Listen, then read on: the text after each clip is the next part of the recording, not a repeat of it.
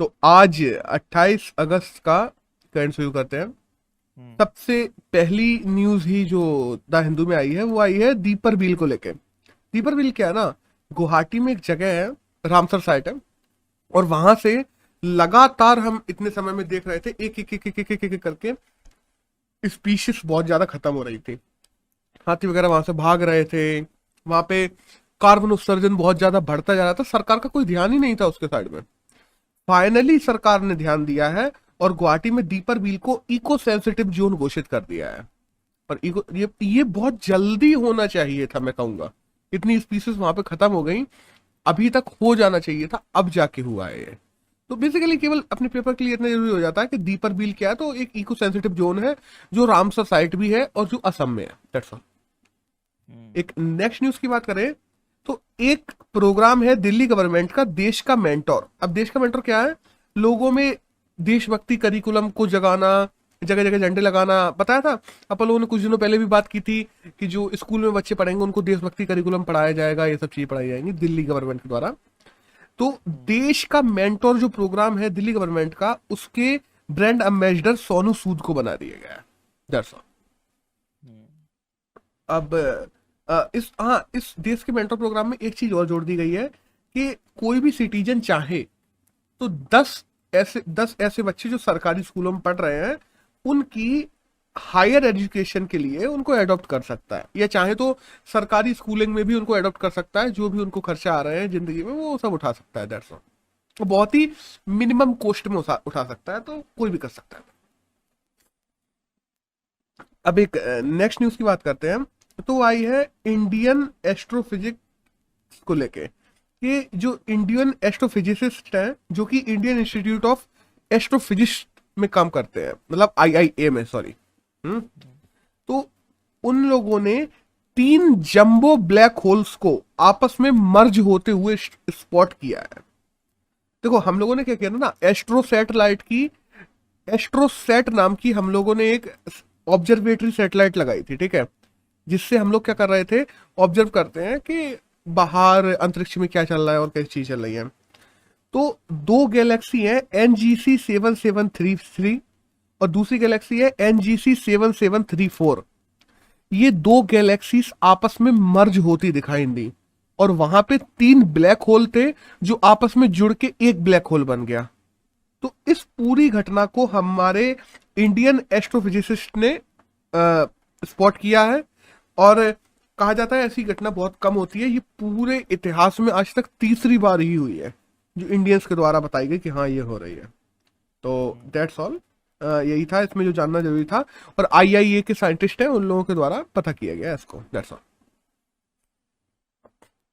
अब next news की बात करते हैं। तो एक आई है फौना को लेके कि इंडिया ने 557 नई ऐसी स्पीसीज हैं जो फौना में ऐड करी हैं इस साल में। अभी देखो, जैसे अपन करंट की बात करते हैं ना, तो ट्रिमेसियस सेलेजास करके एक वाइपर है, नया नाम रखा गया है। अरुणाचल प्रदेश में एक हरे कलर का नया वाइपर मिला है, उसकी फोटो भी आई है आज। तो इंडिया के पास में 1,02,000 से ज्यादा स्पीसीज है। अगर अपन ने कहा जाए ना कि अपन लोग स्पीसीज में वर्ल्ड में one of the most diverse countries में से आते हैं, जबकि देखा जाए तो अपने पास में केवल दुनिया की लैंड का 2% ही है, लेकिन फिर भी हमारे यहाँ पे तकरीबन तकरीबन 23.39% फॉरेस्ट कवर है। और हम कहें ना, दुनिया में पाए जाने वाले जितने भी प्रकार के क्रॉप्स होते हैं उनमें से 44% क्रॉप्स, मतलब 44% अलग अलग वेराइटी की क्रॉप्स हम लोग इंडिया में उगाते हैं। तो हम लोगों के पास में क्रॉप्स में भी डाइवर्सिटी है, फ्लोरा में भी है, फाउना में भी है, दैट्स ऑल। तो ये बताने का पूरा मैटर था। और वर्ल्ड के अगर एवरेज की बात की जाए तो वर्ल्ड में एवरेजली 11% से ज्यादा किसी देश के पास में नहीं होते। इंडिया पे 44% है, तो इंडिया एवरेज से तो 4 गुना ज्यादा है फ्लोरा फाउना में। अब एक नेक्स्ट न्यूज की बात करते हैं, स्पोर्ट्स से आई है कि रमीज राजा जो कि पाकिस्तान के क्रिकेटर भी रहे हैं, उनको पाकिस्तानी क्रिकेट बोर्ड का चेयरमैन बना दिया गया है। बाद में पाकिस्तानी क्रिकेट बोर्ड 1952 में स्टेब्लिश हो गया था। अब एक नेक्स्ट न्यूज की बात करते हैं, तो आइए भावीना पटेल को लेके। भावीना पटेल कौन है? भावीना पटेल ने अभी पैरा ओलंपिक में इंडियन टेबल टेनिस में पहला मेडल इंडिया के लिए सिक्योर कर दिया, मतलब वो सेमीफाइनल में पहुंच गई है टेबल टेनिस के। तो सिंपल सी बात है कि इस बार तय किया गया कि सेमीफाइनल में जो भी टेबल टेनिस में पहुंचेगा, उन चाहे वो हारे तो उसको minimum to minimum bronze medal तो मिलेगा ही मिलेगा।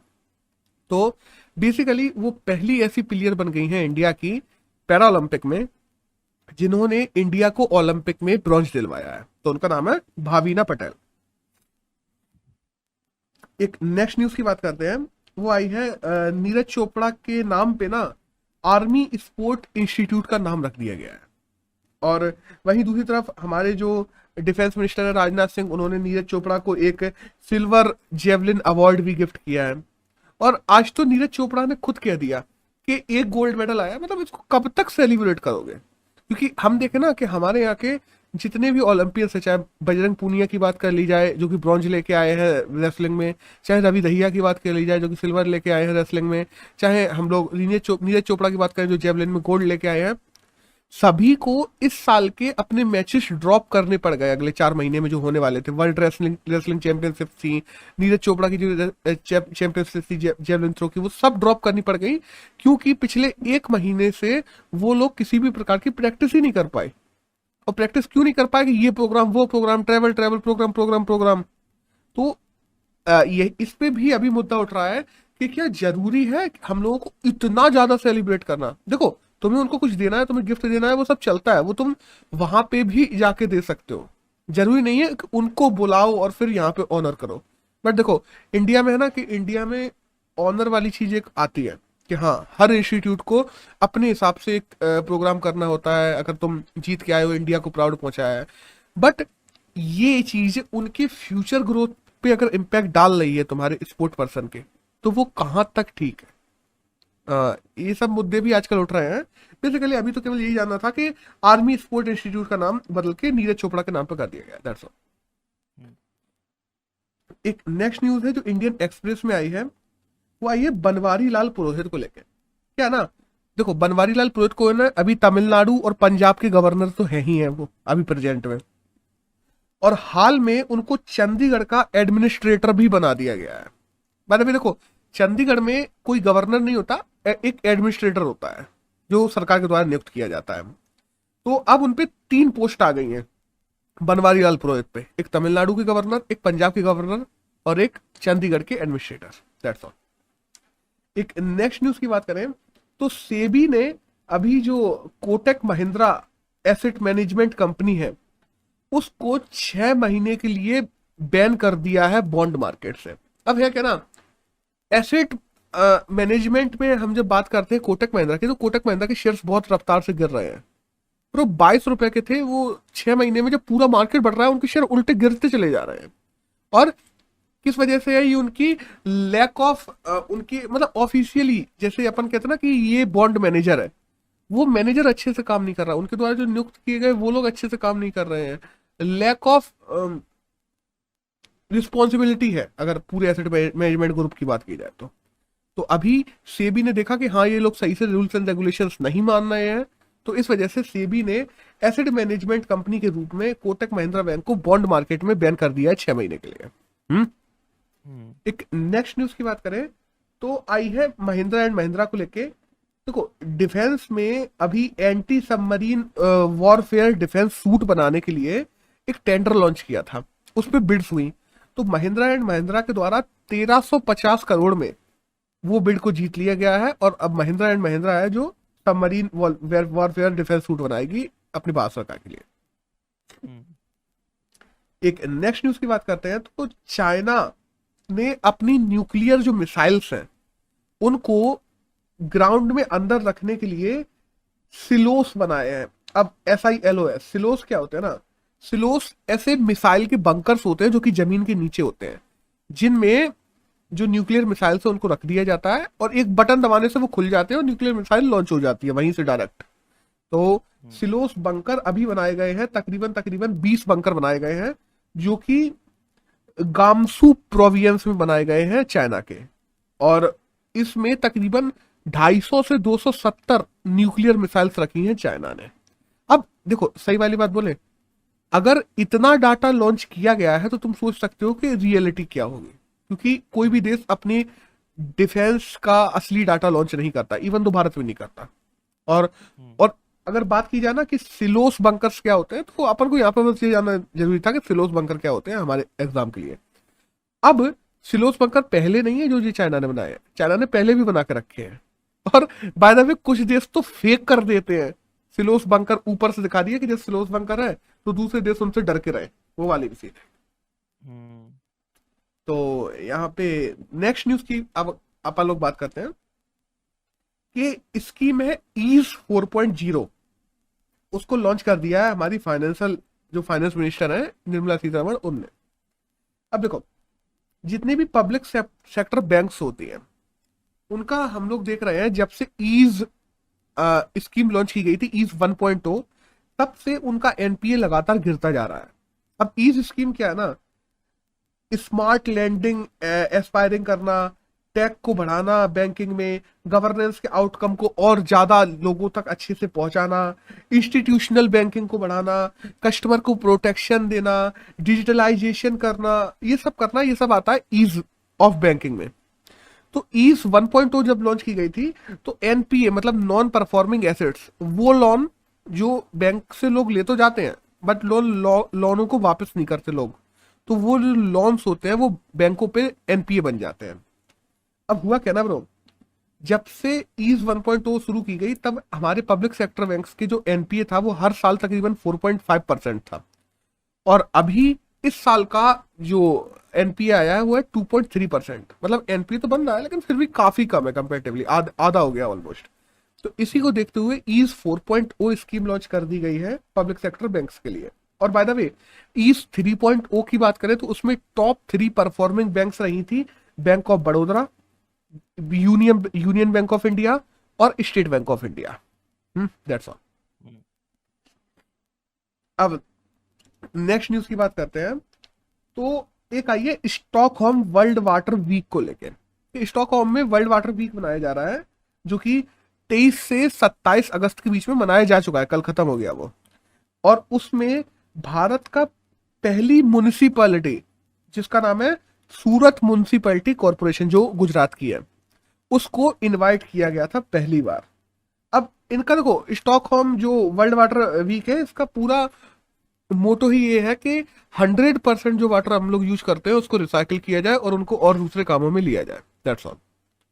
तो यही है इसका पूरा मोटो कि इसको दोबारा यूज करके मतलब वो 100% यूज करके उसको लिया जाए। और पहली बार स्टॉकहोम वर्ल्ड वाटर वीक में किसी इंडियन म्युनिसिपैलिटी कॉर्पोरेशन को बुलाया गया है। That's all. एक सेकंड। तो एक अगली जो आई है वो आई है वुमेन एंटरप्रेन्योरशिप प्रोग्राम को लेके, WEP NXT नाम रखा गया है इसका। तो WEP का मतलब ही है वुमेन एंटरप्रेन्योरशिप प्रोग्राम, मतलब महिलाओं की रोजगार में या जो एंटरप्रेन्योरशिप होती है मतलब अलग अलग रोजगार खोलना, अलग अलग व्यापार खोलना, इन सब चीजों में विभिन्न विभिन्न उद्योगों में भागीदारी को बढ़ाने के लिए, क्योंकि कंपेरेटिवली पुरुष ज्यादा काम करते हैं एंटरप्रेन्योरशिप में अगर महिलाओं से कंपेयर करें तो उनको बढ़ाने के लिए women entrepreneurship programme WEP next launch किया गया है नीति आयोग और सिस्को के द्वारा मिलके। CISCO नाम की एक कंपनी है, तो नीति आयोग सिस्को ने दोनों ने मिलके WEP NXT प्रोग्राम लॉन्च किया है, दैट्स ऑल। एक नेक्स्ट न्यूज की बात करें तो प्रधानमंत्री जो जनधन योजना है जो बाय द वे 28 अपन देखते हैं अगस्त 2014 पर शुरू की गई थी, उसको 7 साल पूरे हो गए हैं। तो देखो न्यूज अपने लिए ये जरूरी नहीं है कि उसके 7 साल पूरे हुए क्या हुए, अपन को जरूरी है कि प्रधानमंत्री जनधन योजना क्या है। देखो अपन बैंकिंग को यूनिवर्सल एक्सेस बनाने के लिए हर व्यक्ति का ऑलमोस्ट खाता होना चाहिए बैंक में। जितने ज्यादा लोगों का खाता होगा बैंक में, आम आदमियों का, सरकार की एक्सेसिबिलिटी बढ़ जाती है उन लोगों तक। और सरकार क्या कर सकती है, काफी अलग अलग प्रकार के जो बेनिफिट्स होते हैं, जो मान लो चाहे वो अलाउंसेस के बेनिफिट्स हुए, चाहे हम लोग देखते हैं गैस सिलेंडर की जो सब्सिडीज आती हैं उनके बेनिफिट्स हुए, या सरकार की स्कीम्स के बेनिफिट्स हुए, वो डायरेक्ट हम उनके बैंक में ट्रांसफर कर सकते हैं डीबीटी के माध्यम से, डायरेक्ट बेनिफिट ट्रांसफर। और ये कर तुम तभी पाओगे जब यूनिवर्सल एक्सेस होगी बैंकिंग की इंडिया में, मतलब सब पे एक्सेस हो इंडिया में, हर किसी का खाता हो बैंक में। तो इस चीज को बढ़ाने के लिए, हर किसी का खाता बैंक में उसको खुलवाने के लिए स्कीम लॉन्च की गई थी 2014 में, जिसका नाम था प्रधानमंत्री जन धन योजना, जिसमें 0 रुपए पे खाते खुल रहे थे हर किसी के बैंक। और अभी इसका जो डाटा निकल के आया है कि 43 करोड़ 43 करोड़ खाते तब से लेके अभी 7 साल में खोले जा चुके हैं जनधन के, जिनमें तकरीबन लोगों के द्वारा 1,42,000 करोड़ पैसा जमा है इस समय। और 8 करोड़ ऐसे अकाउंट हैं जिनको सरकार ने, मतलब जनधन अकाउंट्स की बात कर रहा मैं, 8 करोड़ ऐसे जनधन अकाउंट्स हैं जिनको सरकार ने डीबीटी का फायदा दिया है, डायरेक्ट बेनिफिट ट्रांसफर का फायदा दिया है, चाहे वो सब्सिडी के रूप में हो, चाहे वो अलाउंस के रूप में हो, चाहे वो सरकार की अन्य स्कीम के रूप में हो, किसी भी रूप में हो, सरकार ने उनको फायदा पहुंचाया। 8 करोड़ ऐसे अकाउंट होल्डर्स हैं जिनको फायदा पहुंचाया। अब थोड़ी बात की जाए ना कि ये जरूरी क्यों है। देखो, पहले तो सरकार के लिए पारदर्शिता बन जाती है, बिचौलिए खत्म हो जाते हैं, जिसका है पैसा उसके अकाउंट में सीधे पहुंचता है। दूसरा, एक एफोर्डेबल कॉस्ट पे पहुंच जाता है वो, कि अभी तुमने इसको दिया, फिर इस कंपनी से कहोगे कि उन लोगों को जाके दो, तो ये बीच में कुछ तो चार्जेस लेगी ना ब्रो। बिचौलिया हमेशा चार्जेस लेगा, चाहे वो कह के ले चाहे वो छुपा के ले, वो तो लेगा। तो एफोर्डेबिलिटी ज्यादा हो जाती है स्कीम की। स्कीम ज्यादा आखिरी इंसान तक, जो कहा था ना कि अंतिम इंसान तक स्कीम का फायदा पहुंचे, सरकारी स्कीम का, वो हो जाता है। लोगों के लिए एसेट सिक्योरिटी आ जाती है, क्योंकि सरकार ने जो उनको एसेट दिए हैं, एक बार राजीव गांधी ने एक बात कही थी कि मैं यहां से अगर 1 रुपए बेचता हूं आम इंसान के लिए, तो उनपे 10 पैसा पहुंचता है। तो उस चीज को 1 रुपए का 1 रुपए ही पहुंचे, इसके लिए जो एक सिक्योरिटी ऑफ एसेट है वो उपलब्ध करवाती है ये स्कीम। अब देखो, दूसरी तरफ इस स्कीम के चलने से क्या होना, आम इंसान को भी अलग अलग तरीके से फायदा हुए। उनमें फाइनेंशियल लिटरेसी आई है, उनमें एटीएम आदि बहुत से लोगों ने बनवा लिए हैं जनधन खाते से, तो लोग एटीएम्स का यूज करने लगे हैं। अपन देखते हैं कि इंक्लूसिव स्कीम्स होती हैं सरकार की, चाहे वो पेंशन स्कीम हो, चाहे अलाउंसेस स्कीम हो, चाहे सब्सिडी स्कीम्स हो, चाहे और दूसरी स्कीम्स हो, उन सारी स्कीम्स के रूप में भी लोगों को फायदा पहुंचने लगे हैं।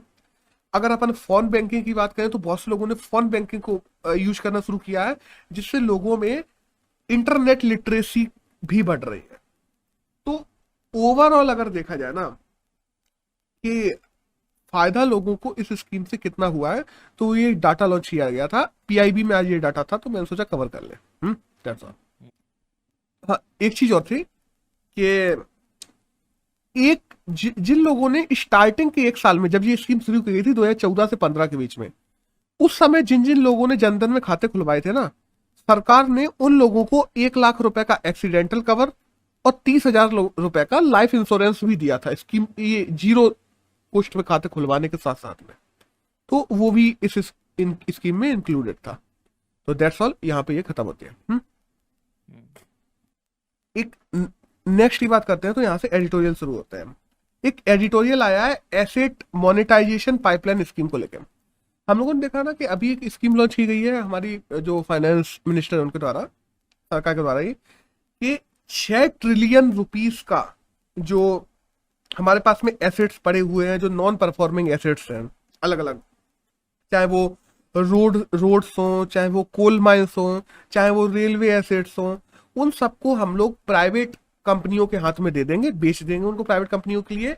लेकिन बेचेंगे नहीं पूरी तरीके से, एक लिमिटेड टाइम के लिए प्राइवेट कंपनियों को दे देंगे, जिससे क्या होगा, उस लिमिटेड टाइम पीरियड में वो कंपनी उन कोल माइंस, रोड्स और रेलवे की जो भी चीजें हैं, उन चीजों का इस्तेमाल कर सकें, और वो खुद से उन चीजों को अच्छा, पहली बात तो उनको अच्छा, आधी बनी है तो पूरा बना सके, उनको अच्छा कर सके, अगर उनको जरूरत है रीबिल्ड की तो वो सब कर सके, और वो लोग खुद से प्रॉफिट जनरेट कर सके, और बाद में सरकार को वापस कर देंगे वो टाइम पूरा होने पे। ठीक है, तो ये विन विन सिचुएशन है सरकार और प्राइवेट दोनों के लिए।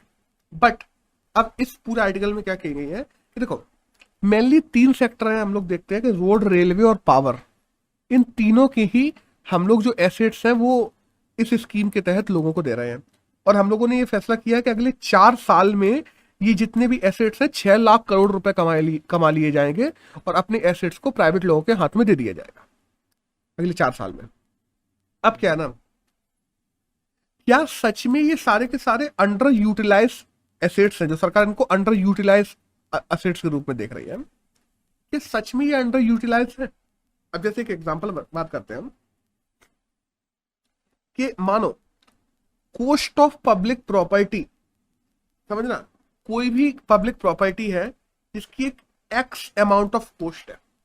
आज मान लो आज के समय में उसकी कॉस्ट, किसी भी चीज की एक्स कॉस्ट है, जरूरी है आने वाले समय में भी उसकी रहेगी। तुमने अगली एक पब्लिक प्रॉपर्टी को 30 साल के लिए किसी पे लीज पे दे दिया, ठीक है, ग्रोथ रेट अगले 30 साल के लिए तुम कैसे एक्सपेक्ट कर सकते हो कि उस पर्टिकुलर रोड की ग्रोथ रेट वैसी ही रहेगी। अब मानो तुम किसी एक हाईवे को देते हो, अगले 30 साल में उस हाईवे पर ट्रैफिक बहुत ज्यादा बढ़ जाता है, या वो हाईवे सरकार के लिए बहुत ज्यादा जरूरी बन जाता है, या उसमें जो कहते हैं ना फॉल्स प्राइसेस प्राइसेस बहुत ज्यादा बढ़ा देता है वो प्राइवेट एंटिटी कि बहुत ज्यादा ही ज्यादा टोल टैक्स वसूल रहा है, ये सब काम कर रहा है। अब देखो अपन देखते हैं ना कि ट्रांसपोर्टेशन के अल्टरनेटिव मोड्स आने वाले हैं जल्दी। तो ट्रांसपोर्टेशन के अल्टरनेटिव मोड्स आएंगे, लेकिन तुमने अगर उन चीजों को पहले से ही किसी को दे के रखा होगा, किसी एक्स बंदे को तुमने दे के रखी है ट्रेन, एग्जाम्पल बता रहा है, ये ट्रेन है, ये एसेट है और ये जमीन है, ये पूरी तुमने दे के रखी है, उस ट्रांसपोर्टेशन के अल्टरनेटिव मोड को तुम्हें इंप्लीमेंट करना मुश्किल हो जाएगा वहां पे, क्योंकि वो पहले से प्राइवेट एंटिटी को तुमने 30 साल के लिए लीज पे देके रखी है जगह को। अब क्या ना, ऊपर से मान लो अगर ग्रोथ रेट बहुत अच्छी रही इंडिया की, जो कि रहने वाली है क्योंकि इंडिया की डेवलपिंग कंट्री है, तो हो सकता है कि सरकार इन एसेट्स को अपने पास रह के ज्यादा पैसा कमा पाती इन कंपेयर टू उनको देके। कि सरकार ने उनको दे तो दिया है, बट उन्होंने जितने पे लिया है ना वो उनसे कहीं ज्यादा कमाएंगे। अभी सरकार का देखना यह है कि प्रोपोर्शनली सरकार को फायदा हो जाएगा, सरकार के लिए वो पूरी तरीके से क्या है, अंडर यूटिलाइज एसेट है, तो सरकार को फायदा हो जाएगा और प्राइवेट एंटिटी भी पैसा कमाएंगी। लेकिन तुम तो आज 30 साल के लीज पे दे दे रहे हो ना, आज की ग्रोथ रेट को देख के अगले 30 साल में अगर वो बहुत ज्यादा सामरिक महत्व की मुद्दा बन गया, वो अगर तुमने उसको बहुत ज्यादा महत्व की रोड बन गई, जैसे एक रोड को तुमने दे दिया और वो बहुत ज्यादा महत्व की एक रोड बन गई, जो प्राइवेट बंदा है वो अंधा पैसा कमाएगा उस पर, और सरकार को जो सरकार वहां से कमा सकती थी उसको बहुत नुकसान होगा अगर देखा जाए तो पूरे में। और एक बात कही जाती है वैसे भी कि पब्लिक प्रॉपर्टी जो कि सरकार के द्वारा इंफ्रा बनाया जाता है, फिर सरकार उससे पैसा कमाती है, वो पैसा जनता पे जाता है। लेकिन एक प्राइवेट एंटिटी जब कोई प्रॉपर्टी बनाती है और उससे पैसा कमाती है, तो वो पैसा एक पर्टिकुलर इंडिविजुअल पे जाता है, जनता पे नहीं जाता। तो ऐसी प्रॉपर्टीज, रोड, रेलवे, जो प्रॉपर्टी पब्लिक प्रॉपर्टी में होनी चाहिए क्योंकि उनका पैसा कमाया हुआ जनता पे जाना चाहिए, क्या उनको एक प्राइवेट एंटिटी के हाथ में दे देना ठीक है? वो भी ऐसे एक ग्रोइंग कंट्री में जिसमें अगले 30 साल में ग्रोथ एक्सपोनेंशियली बहुत ज्यादा हाई होने की चांसेस है, और एक्सपोनेंशियली अगर हाई हो गए अपने जैसा कि होंगे, तो क्या ये वर्थ इट रहेगा? सरकार घाटा तो नहीं कर रही, सरकार अपना नुकसान तो नहीं कर रही इसमें। हाँ, बाय द वे इसमें एक आर्टिकल में तरीका भी बताया गया है कि पूरी तरीके से ना देते हुए हम इसे पीपीपी मॉडल पे भी दे सकते हैं कि थोड़ा इन्वेस्टमेंट सरकार का भी बना रहे, कि सरकार उसके मिनिमम जो फैसले हैं वो ले सके, टैक्सेस को लेके, ग्रोथ को लेके, ये फैसले, इन फैसलों में जब बोर्ड ऑफ कमेटी बैठे ना, तो सरकार भी उस बोर्ड ऑफ कमेटी का हिस्सा हो और उसकी बात को माना जाए। सरकार चाहे तो पीपीपी मॉडल के तहत भी इनको मोनेटाइज कर सकती है, जो नॉन परफॉर्मिंग एसेट्स है या अंडर यूटिलाइज्ड एसेट्स है, उनको तुम दे सकते हो प्राइवेट लोगों को भी, और कुछ शेयर उसका अपने पास में भी रख सकते हो, जिससे तुम्हारी बोर्ड ऑफ मेंबर्स में पैड बनी रहे, तुम्हारी बात को सुना जाए कम से कम। या एक इंडिपेंडेंट मॉनिटरी हम लोगों को एक पैनल बनाना पड़ेगा, जिसका नाम बता रहे हैं, इसमें लिखा था आर्टिकल में कि एक एसेट्स मॉनिटाइजिंग मॉनिटरी अथॉरिटी बनानी पड़ेगी, जो इन एसेट्स को प्राइवेट लोगों को बेचने से पहले ही हम लोग कह दें क्या कि ये एक अथॉरिटी है जो लगातार तुम लोगों की मॉनिटरिंग करती रहेगी, और अगर एसेट का वैल्यूएशन बहुत ज्यादा हाई जाता है या टैक्सेशन बहुत ज्यादा हाई जाता है, ग्रोथ बहुत ज्यादा एक्सपोनेंशियली ग्रोथ हो जाती है, तो तुम अपने टैक्सेस को इतना भी ना बढ़ा दो कि आम जनता को परेशानी होने लगे। कि देखो एट दी एंड क्या होगा ना, एट दी एंड पूरा भार किसको बियर करना है? एक प्राइवेट इंडिविजुअल को ही बियर करना है। जो लोग हैं पब्लिक के जो लोग हैं, पब्लिक के इंडिविजुअल लोगों को ही बियर करना है अगर किसी प्राइवेट एंटिटी किसी भी एक रोड के टोल टैक्स को 100 से 500 कर देती है तो। तो इनको मॉनिटर करने के लिए एक एसेट मॉनिटाइजेशन मॉनिटरिंग अथॉरिटी भी बनाई जा सकती है। चाहे तो इनको पीपीपी मॉडल पे भी बेचा जा सकता है, जरूरी नहीं कि पूरी तरीके से ही दे दिया जाए प्राइवेट के हाथ में। तो ये क्या हो सकता है, क्या नहीं हो सकता है। एक कहा जाता ना, ऐसी स्कीम्स में हो सकता है ये स्कीम बहुत अच्छी हो आने वाले समय में, हो सकता है ये स्कीम बहुत ज्यादा नुकसान पहुंचा दे सरकार को और आम जनता को भी। इसमें एक तो, या अपन कहते हैं ना बट इफ, वो हमेशा बना ही रहता है ऐसी स्कीम्स में। तो अब देखते हैं आने वाले समय में क्या होगा। इस एडिटोरियल में तो इतना ही था। एक एडिटोरियल और आया है वही अपने काबुल को लेके। काबुल में हम लोगों ने देखा कि 2 बम ब्लास्ट हो गए। तो इस्लामिक स्टेट ऑफ खुरासान, अब होता क्या ना ब्रो, आईएसआईएस ने अपने बहुत सारे अलग सब ग्रुप्स भी बना के रखे। तो Islamic states of Khorasan ISIS का एक सब ग्रुप है बाय द वे, ठीक है। तो तालिबान का कहना यह है कि जो भी काबुल में अभी 2 बम ब्लास्ट हुए उसमें 100 से ज्यादा लोग मारे गए बाय द वे। उसमें यूएस पर्सनल्स भी थे, 12 अलग अलग देशों के लोग भी थे, ब्रिटेन के लोग भी मारे गए, काफी लोग मारे। तो उसमें कहना यह है इनका गवर्नमेंट का, जो काबुल में जितने भी बम ब्लास्ट हुए वो आईएसआईएस के द्वारा किया गया। तालिबान का उसमें कोई हाथ नहीं था। बट क्या तालिबान का सच में उसमें कोई हाथ नहीं था? क्वेश्चन यहाँ है। क्योंकि हम लोगों ने पहले भी देखा है, जब तालिबान रहा है 1996 से 2001 के बीच में, तो वहां पे ऐसी चरमपंथी ताकतें उदित हुई हैं, बनी रही हैं। चाहे अपन लश्कर तैयबा की बात कर लें, चाहे अपन ओसामा बिन लादेन की बात कर लें, ये लोग वहां पावर में रहे हैं एक समय में, वहां इन्फ्लुएंस भी रहा है इन लोगों का, आतंकवादियों का, तालिबान के समय में। तो क्या तालिबान के आने से आतंकवादी संगठन और ज्यादा मजबूत और ज्यादा एग्रेसिव हो जाएंगे? और बाय द वे, अभी बहुत से लोगों ने पूछा ना कि एक्सप्लोजन होने के बाद में जब यूएस गवर्नमेंट के ऑफिशियल्स भी उसमें मर गए, तो यूएस को भी अपना झंडा व्हाइट हाउस पे आधा झुका के रखना पड़ा। फिर जो बाइडन ने भी कहा कि जिन लोगों ने ऐसा किया है हम उसको माफ नहीं करेंगे, हम लोग तालिबान के साथ में मिलकर आईएसआईएस को ढूंढेंगे, उन लोगों को टेक डाउन करेंगे जिन लोगों ने ये काम किया है। अब क्या तालिबान के साथ में मिलकर ये करना सही है? क्योंकि अगर तुम साथ में मिलोगे तो तुम उनको और इक्विपमेंट्स और पावरफुल बनाओगे एट द एंड, क्योंकि तुम्हारा मेन मोटो होगा आईएसआईएस को खत्म करना। तुम तालिबान को और पावरफुल बना के आईएसआईएस को खत्म करना चाहते होगे। बट अगर तालिबान के आने से ही ये पावरफुल बनती हैं, तो अगर तालिबान को पावरफुल यहाँ पे और ज्यादा कर देना क्या और खतरनाक नहीं हो जाएगा आसपास की छोटी कंट्रीज के लिए? ये क्वेश्चन उठता है यहाँ पे। और फिर उसके बाद में अब देखते हैं, by the way US president की बात की जाए तो जो बाइडन की इस पे बहुत किरकिरी हो रही है कि उनको सबसे कमजोर प्रेसिडेंट्स में से एक माना जा रहा है यूएस का, जो आज तक बने हैं। क्योंकि इंटरनेशनल लेवल पे यूएस कोई बात कह देता था तो उस बात को माना जाता था अभी तक, हाल फिलहाल में। लेकिन जिस हिसाब से यहाँ पे हुआ है कि यूएस ने कहा, तालिबान ने कहा कि तुम एयरपोर्ट से बाहर नहीं आओगे, तो यूएस मान रहा है। तो ऐसी चीजें यूएस फोर्स हो जाए। और एट दी एंड आज भी यूएस ने ये कह दिया है कि 31 अगस्त के बाद में हम वहां किसी भी तरीके से नहीं रहेंगे, हम 3 दिनों में अपना पूरा सब बोरिया बिस्तर लेके निकल जाएंगे वहां से, सारे लोगों को लेके। तो अभी देखने वाली बात होगी कि क्या होता है आगे, और कैसे यहाँ की जियो पॉलिटिक्स क्या आने वाले समय में भारत पे भी इम्पेक्ट कर सकती है। क्योंकि हम लोगों ने पहले भी देखा है कि जब तक आईएसआईएस यहाँ पे पावर में रहा था, भारत पे भी इन कंपेयर टू कश्मीर के रास्ते से अपन लोग बात कर लें, ज्यादातर आतंकवादी गतिविधियां बहुत ज्यादा हाई रहती है। क्योंकि पीओके होते हुए जो पाकिस्तान के एरिया में है इस समय, बट है वो भारत का इंटीग्रल पार्ट, तो वहां से होते हुए भी जो आतंकवादी ग्रुप है जो तालिबान की वजह से फलते फूलते हैं अफगानिस्तान में, वो पीओके होते हुए भारत में आके आतंकवादी गतिविधियां फैलाते हैं। तो इन सबको कैसे टैकल करेगा भारत, और इंटरनेशनल जियो पॉलिटिक्स पे इसका कैसे असर पड़ता है, ये सब देखने वाली बात है। दैट्स ऑल, इस एडिटोरियल में इतना ही था। और अगर आज की बात करें 28 अगस्त की, तो करंट में हमारे एग्जाम के लिए जो जाना जरूरी था सारे पेपर्स में से, वो इतना ही था।